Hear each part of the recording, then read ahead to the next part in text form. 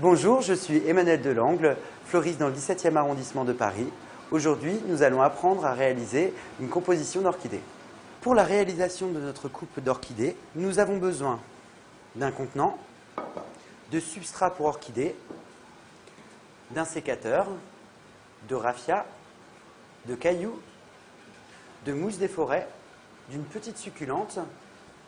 J'ai pris 2 variétés d'orchidées, le pulvérisateur et du sol tortueux pour faire des tuteurs. Pour commencer, nous allons mettre du terreau à orchidées à l'intérieur de notre contenant. Le terreau à orchidées a une composition très aérée puisque les orchidées sont épiphytes. Elles vivent dans les arbres. Donc la composition du terreau, ce sont des sphènes, de l'écorce et un peu de terreau. Ensuite, nous allons venir placer notre orchidée en retirant délicatement du pot sans trop faire tomber d'écorce. Nous allons remettre le surplus et nous allons légèrement tasser pour qu'elle soit maintenue. Puis nous allons mettre la deuxième.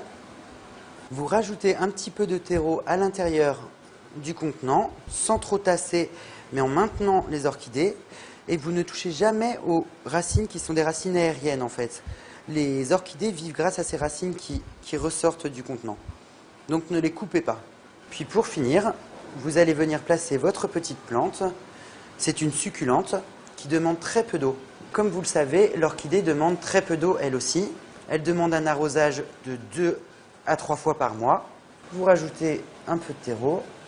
Ensuite, nous allons venir tutoriser nos orchidées.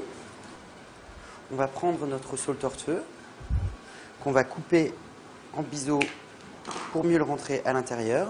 Nous allons essayer d'accompagner la tige d'orchidée pour ensuite enlever le tuteur et rajouter ce tuteur qui est bien plus esthétique.